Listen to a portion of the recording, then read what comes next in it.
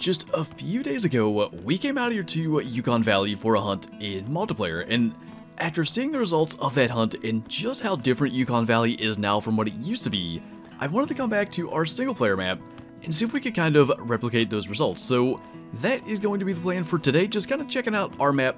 We have not hunted it that much since the Reventuli Coast update that reset and redistributed everything, so I want to see what we can find. Now, one thing that I am curious about that we did not establish in that multiplayer hunt is the Caribou drink time, and I kind of assumed that it was maybe similar to what it used to be, and that does seem to be the case. According to this though, it is 4 to 8. So it used to be, I want to say it was 6 to 9? It may have been 5 to 9, but I'm pretty sure it was starting at 6 a.m., so a little bit different, and again, just about everything is, so we will try to take that guy with the 303. I guess that was a hard shot. I actually thought we were a little too far back for a hard shot, but maybe the heart set a little further back. In Caribou, that we caught the very back of it. But full disclosure, as we head over here to claim him, I do have a little bit of additional kind of knowledge about this map from our live stream yesterday. We came here to Yukon Valley again and just kind of ran around and went for a hunt, and it ended up going really well. But one thing that we found were Caribou down here in this Red Rock Ascent area, which was not really a thing you'd run into in the past. Sometimes they'd feed up into here a little bit, but for the most part, they kind of weren't this far south, so I think that's pretty cool to see. And we've seen them as well. I don't know what happened on the first shot. The second shot got a lung, but we've seen them all the way up in the Dead Forest. We've seen them like kind of in the center of the map in the Crimson Plain area, so I'm getting the impression they're the species on this map that are kind of everywhere, and I think that's good. We did, by the way, catch the absolute, probably far right pixel of the heart there to insta drop him. Not a bad deal. And even still, despite the whatever hitting a tree, I guess, on the other one we got him down to, I will be a little bit intrigued to see where the shot impacted, because it had to be far forward. Not quite as absolute far end as the heart shot that we just had, but nice little gold Caribou there right on the gold mark of 311. Now, this is kind of something cool. We've seen bison in this general area, but I would say not this far east. I don't know where these heart shots are coming from, but if they want to just continue throughout this hunt, that would be fine. What I thought we'd do after covering these lakes was kind of head over towards the Copper Bowl Lake. I've never gone this particular route. Anytime that we go down to this lake is typically from the outpost that's right beside it, so I just thought it might be fun to go through here. It used to be a spot where you'd see like red foxes and grizzly bear, and some of those species do seem to still be around. But seeing bison down in here is kind of neat. A gold as well at 154. Again, just absolute 1-2 pixels into the heart, but if it takes him down and gives us the drop shot, we'll take it. And I think we'll just kind of continue on through here. I had some wolf tracks all the way back down by this lake. They were going in a straight line, and sometimes if you reset the time, which of course we had to do to start this hunt, you can get weird things with tracks being in an area that the animals actually wouldn't be in. But I kind of wonder if there are going to be any wolves up in these mountains. There's a chance of it, and maybe we'll find them, maybe they'll find us. That time it's not going to be a fluke though. That is a gray wolf feed zone. Right down here from, it seems, a solo male. I didn't pay attention to what time that was till 6 a.m., so we're past that by a bit. We may very well encounter him down in here. I think that would be really cool, and is one of those things with the reset redistributions that happened with Reventuli. For the most part, I would say this used to be kind of a dead area, like resting red foxes, maybe resting grizzly bears on occasion, but you wouldn't run into that much stuff. And if you wanted to hunt those species that I just mentioned, you would hunt them in their drink times down by the water. But now between the bison and obviously the wolves, the potential to run into some moose and caribou, and obviously I think foxes and grizzlies are still around, it kind of makes it worthwhile to go through a place like this. Speaking of the moose, by the way, there's a pretty good one. Up to 257. I don't know if that range was right. Said almost 300 meters. Not gonna lie, that was kind of an attempt to get another hard shot since we've been doing it, but got along regardless. 3 cows just kind of walking away, and again, I'm kind of hoping we encounter a wolf up here just because it's not been a thing we've ever had happen. So every now and then, if we're just shooting something as we go along, it could be that thing that triggers a wolf or a pack of wolves to attack.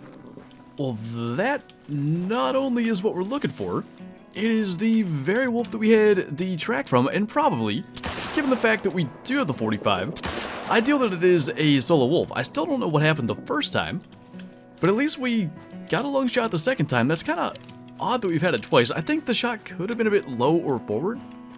I'm noticing something else too. Maybe it's this map, because I had noticed the red vegetation on this map has like seemingly extra light or something. Like it seems to reflect off everything.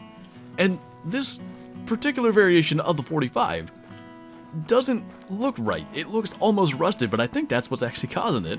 And in the meantime, as we're looking at that, I think our wolf is not too far from here. So we can get that. I lost track of where the moose's tracks were, because we were following that when this guy appeared, but looks like he's laying right there. Not going to be anything special as a level 5 male wolf, but just cool to see that they will actually come through here. And funny enough, he died right on top of his rest zone, doubling him there at 23 meters, well behind the heart. So not going to get lucky that time, but hopefully if we can just kind of stumble into the moose, which should be right up here somewhere. We've kind of had a good run through this entire chunk. I still want to see what's at the Copper Bull Lake, but I don't know if anything is drinking on this map at this time. Maybe something, but nothing immediately comes to mind. There is our moose track and our moose lane right there, so that worked out pretty good. We can grab that, and I think we may. We'll check the lake just to be sure, and then go ahead and rest to moose drink time, but almost had the heart, maybe a bit higher, and we could have gotten it. 238, though, not a bad size. A lot of cool stuff down in here. There is a lot going on at this lake, and it's not that big a surprise for these specific species, because you always used to get moose and bison here, and even if maybe in recent times it hasn't been to the same degree, it was still one of my favorite spots to go and check for moose. It just seemed like fairly consistently a level 5 or some kind of rare would show up, so I'll be intrigued to see if that kind of trend continues with this spot going forward. But it's a really easy spot to check, and especially if you place a tent up on this hill. But I actually typically run from the outpost just to give things time to actually get to that lake. So it's about 12:30. Basically everything should be in their zones by the time we go and claim that guy. And we're going to start to jump around. Now, the normal spots for moose, like I want to check down in here a little bit because that used to be a really good spot and then it wasn't. We checked that in multiplayer and it was good, so it should have some moose there. But one thing I'm really going to be intrigued with is the Yukon Forest stuff. We know there's moose up there again from multiplayer, and I want to see what's there on our map. But for our second bull moose of the hunt, as we did have the big one earlier up in the mountains, a 202 scoring gold, left long at 300 meters. And I guess it begins. We're gonna go and see if we can find moose in some of these spots that used to be really good. Now, that was not there when we streamed. That has to be a respawn. Are you serious? A level 5 moose. It's literally right outside the outpost at the Wolf's Head Lake. Not only is it a level 5, it's probably my favorite rack of the maybe 5 or 6 racks that there are. That is pretty cool. We'll try to get into like right on 300 and go for a maybe frontal heart shot. I think it could be cool to go for a fairly far heart shot anyway. We're not going to try to get too crazy, especially with the trees. Let's go from about here. And the good news is we don't have to worry about him not lifting his head. So with that, we can slot a shot right in there. What the heck? Yukon has been unbelievable in single player. I mean, we had the multiplayer hunt, and we shot the albino wolf, literally the first thing that we shot in that hunt. Now we have this, and after we claim it, we'll take a look at a couple of the highlights from the YouTube stream where we came here on Monday and had a couple other pretty cool things. And you know, one other thing here, it's going to be really close to be in potential for like a really nice screenshot. I love getting like trophy moose on Yukon Valley when the snow is down. I mean, kinda. That doesn't show up half bad. We'll probably try to do a couple of different angles. That's pretty cool. I actually quite like that it's submerged in the water like that. I don't know if any of them are going to be quite thumbnail worthy, maybe. I think that'll be our last one, and then we can see what this guy is. I'm thinking 280s, that's typically about what this rack tends to be. 282.4 and a 286 meter heart shot. I thought we were a little further than that, but sometimes with the rangefinder, you're ranging like the ground or something, like ranging through them. When you get to a certain distance, you can make it seem like it's a little further than the shot actually is. Right dead center of the heart though. No 1 pixel from being not a heart shot this time, so we'll tax that. And I think that actually kind of leads in to the other trophies from the live stream quite well, because essentially, I had been away for a hunt in Tennessee for about a week, and that stream was my first time playing Call of the Wild again in 8 days or something like that. So in both occasions, the shot on these trophy animals was borderline at best, nearly messed up, and I feel like, you know, just having a little bit of time back, the confidence to go for a 300 meter heart shot was much higher there than it would have been on the other animals. The egg white wolf that we shot with the 243 handgun in that handgun video, that progress didn't, what the heck? Hi. Okay. Anyway, that progress didn't count, so that egg white might still be around. Hello, sir. I'd like you to let me shoot you. That might have been too far back. I don't know. He's dying. Dying pretty quick. Oh god, that was terrifying. Why do their eyes only do that when they're dead?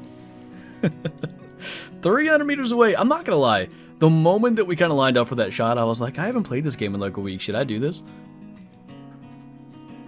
That was way too far back. We got way lucky. He's not bad though, 39.28. Kinda. For wolves, same as like pumas and mountain lions, anything above 39 flat's actually fairly decent. I may just sit still. I think that's gonna be the move. Rather than trying to get into this brush and likely alerting him again, I say we try to just let him get to wherever he's gonna go, and if he'll come to somewhere in here, we'll try it. And that looks like exactly what they're gonna do. That's him, he's the one in the back. Oh, the female's cutting like towards us.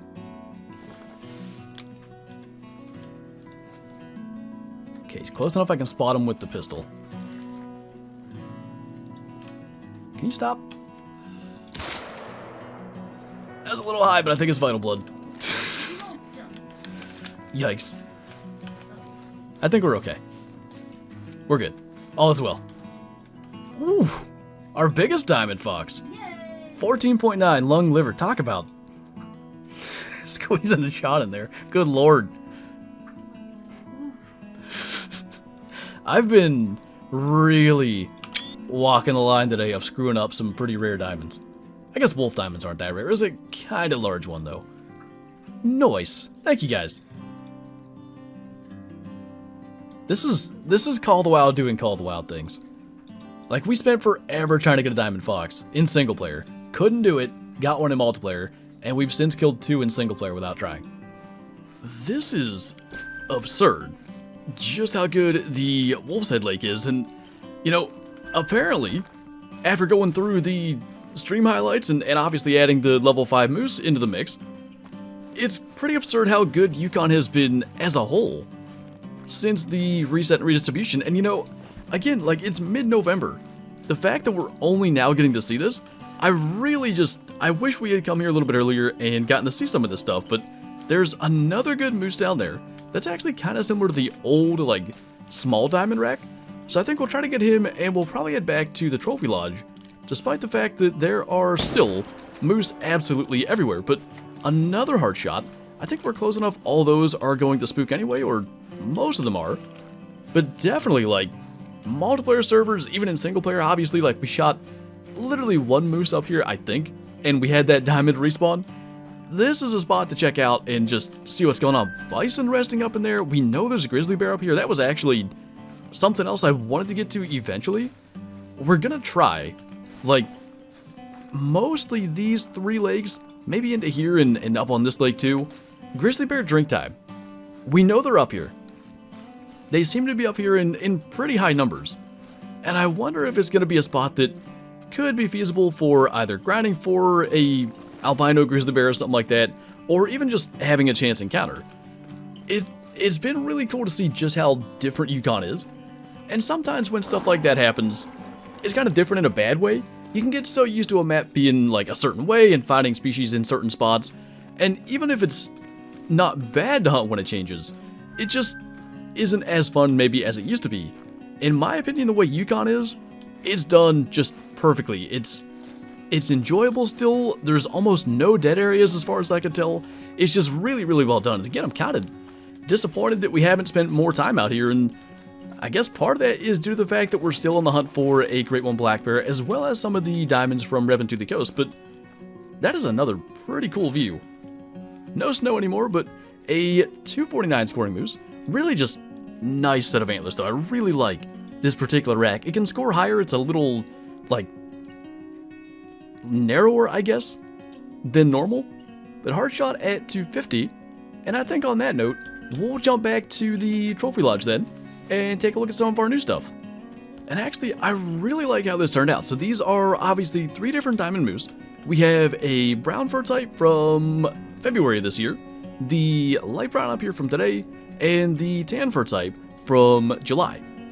I just think it's an opportunity, number one, to appreciate the variance in the fur types, because they're all commons, but each of them are different. And then a little bit of appreciation for true racks. The palms, for the most part, are the same, but the brow tines are all different, despite the fact that, for the most part, they are the same basic rack shape. And I just like that there are those subtle differences that do differentiate one diamond from the next. So you have like the 279, the 282, and the 286. They score pretty similar, but there are those small differences. And we had a diamond water buffalo up there, but just because they're the same basic rack shape, all different common fur types, I just thought it was cool to have them all in here together in the same area, and kind of fits with the theme since everything over there is axis deer, but maybe one of these days we can kind of change things around. But for now, I thought that was pretty cool. We also have, if we go down to the side here, our kind of updated multi-mount for the diamond red fox from today, which just the fact that, you know, we were able to take it with the Glock, almost messed it up. It was a 14.9, which I think our previous best was 14.3, 14.4, somewhere in there. This is the first time we've ever had like a really big diamond red fox. I just thought that was cool. Getting it on stream, which almost every diamond red fox we've ever shot has been on stream, if I'm not mistaken. Other than the beginner series one, we only ever had one that was actually in a video. The rest were all live streamed, which is kind of interesting the way that's gone, but just a cool little addition. Obviously, the diamond gray wolf, not a part of the main lodge. He was decent at 39.29, I think it was, but still not quite in the same class as the max score diamond that we have back in that back room. But it's cool, you know, even still, this lodge has been a thing for, I think, 3 years now. I want to say November of 2019 is when Sazeka Safari came out. Still getting to make additions even to this day as we go for hunts like we did today on Yukon Valley, and getting cool stuff, like in the case of the fox that we've never done before, getting one of that size. But anyway, that's going to do it for this video. So as always, thank you guys for watching, and I'll see you next time.